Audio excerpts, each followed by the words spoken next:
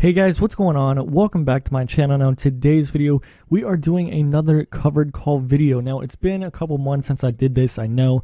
Now let me tell you guys a couple reasons why. Number one is I've been getting more into crypto, so I've been moving some of my funds over there. Now that will eventually change. I think I'm going to sell out, pretty soon here. Not completely sell out, but bring some money back into this account to do some more covered calls. And the second reason is we were doing covered calls on skills, and this thing absolutely got destroyed. So I don't know if you guys would even want to see me make a covered call video to only make $30 or something on some premiums. I probably would have been better off just selling this a long time ago. I'm down 30% right now, and I'm down almost $1,500. Now, I can't just keep averaging down on this. There's just no way. I can't get too overloaded. I've already put almost $5K into this stock. So, it could go either way. It could, blow past my average cost, or this thing could go down to $5. You really don't know. The way this market is right now, it's just a little bit scary. Growth stocks aren't as in as they used to be. Now, I kind of missed my chance to sell. There was a point up here. Of course, Robinhood doesn't show it, but I believe it went all the way up to $14, $13 to $14 in the pre-market.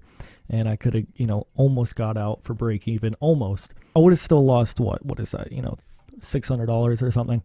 That would have sucked, but, it's better than losing almost $1,500. So, anyways, that's the main reason. Crypto and my other skills that I was selling covered calls on got destroyed. So, that kind of led me to this video, though. And what I'm going to be talking about is how I did my first poor man's covered call. Now, honestly, when I first heard about these things, I was like, holy crap, that sounds really risky. I don't really want to get into that. But as I did more research, I was like, okay, if you're smart, you just, you kind of just have to watch the trade. It's not as risky as I thought. And I mean, if you stay with more blue chip or just more known stocks, I think it would work out a lot better and in your favor than, going with something that's so volatile. Because what I used to do is go on here, look at what the premiums were and be like, oh, that has a high premium. Maybe I should buy 100 shares and, sell the premium, which is great. It worked out a couple of times, but there's a reason that premium's high. It's a high volatility environment. You can make a lot of money or you could lose a lot of money. Now, when you're holding it for 30 days, a lot could happen in 30 days with a stock that has a lot of high volatility. Now, even AMD recently has had a lot of volatility, and it's a little risky, but, I think it's a great stock, especially with everything going on in the world right now. Seems like their products are always going to be needed one way or the other. So anyways, let's get into this poor man's covered call. So AMD.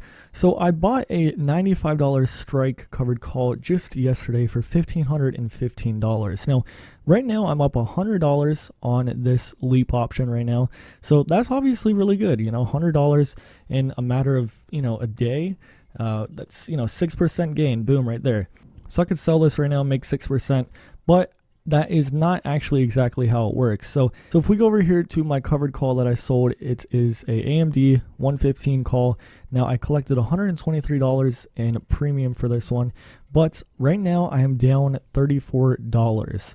So let me tell you guys why that's important. So if I go back over here, as you can see, if I made $100 on my leap and I bought this one back today, then that means I would make $66.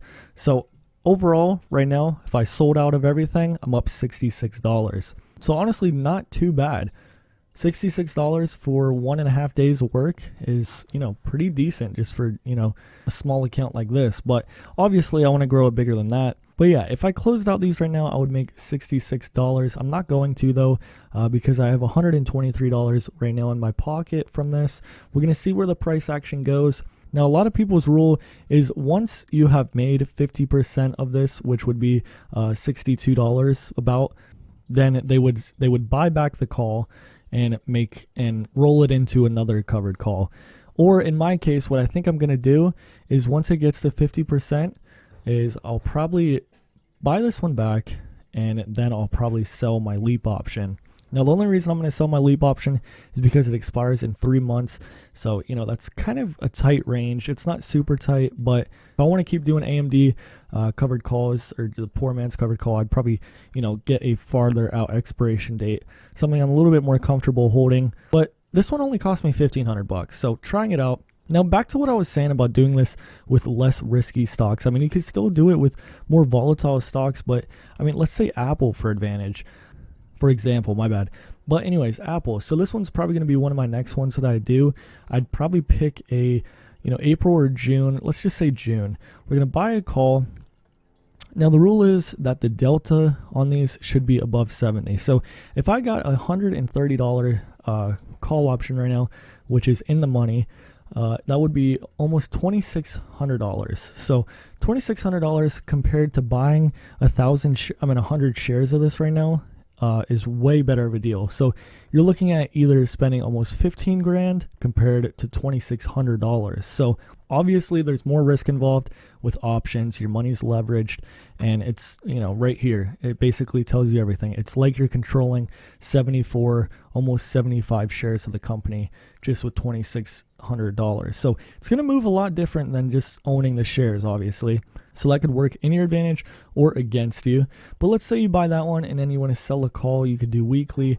I usually just do monthly. It's just, easier for me, and I think it makes more sense. So, I mean, if you think this is going to rise to, let's say 160, you could sell 160, you get $56 in premium. Now, it has a 12% chance that it's going to hit that. So that's really low. Personally, I would take on maybe a little bit more risk, do the 155. This one has a 25% chance of getting hit. But another thing you guys got to think of is, say you buy a call right now and the and the share price is $148 and it raises to $154, let's say, your leap option is going to be more expensive than you bought it for, obviously, and then your covered call option is going to be worth more than what you sold it for. So if you have to buy back the covered call, you're going to have to put out more money, but you're probably going to make money either way because of your leap option. So like I said, you just have to keep these things, in check. Make sure you're checking on it. You can't just let these things ride out because you get yourself in big trouble. But, I think I'm going to be using this strategy a lot because this is absolutely awesome. I mean, you could just get into well-known companies, Starbucks. You could buy, a call option for this. You could put it out, a couple months, let's say April 2022. Buy a call option, for $2,100, $2,200. This one has a great delta. And I mean, you could even go higher. You could get one at $100. This one has a 78 delta. So you could spend $1,800, and for that $1,800, you could be bringing in, anywhere from $200 to, however less you want. I mean, I'm not sure how much Starbucks actually moves around.